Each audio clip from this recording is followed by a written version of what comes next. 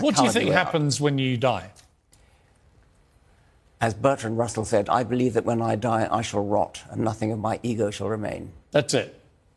Yes. The end. Nothing. There's nothing else. How could it be otherwise? I mean, you have a brain, an evolved brain, which works by nerve impulses, and when that decays, what could possibly be left? So you don't believe in, for example, a spirit or a soul? None of that that's all conditional entirely on a link to an actual cerebral... Yes, if by spirit or soul you mean something that outlasts the brain, then I do not believe in it, no. Really?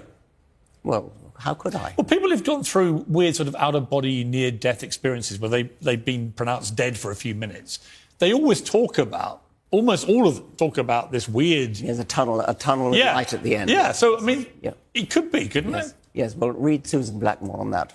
Now, this man is an evolutionary biologist, and he's the author of a book called The God Delusion. He's probably the most famous atheist, at least from what I've heard. It seems like I've heard of him more than anyone else as being the big, what I call an evangelical atheist, okay? Somebody who's just not an atheist, but they want to just preach the gospel of atheism to the whole world. And what's funny about that is, if I only had one life to live and I were an atheist and I thought I were just going to die and turn to dust, you know, I wouldn't spend my life trying to fight against an imaginary being called God that supposedly doesn't exist. I mean, we've got Don Quixote, Richard Dawkins here, fighting with windmills and shadowboxing against someone that he doesn't even believe exists. What's his point? Why doesn't he eat, drink, and be merry? Because tomorrow he dies! Right. What's the point, Richard Dawkins? But he's a zealous evangelical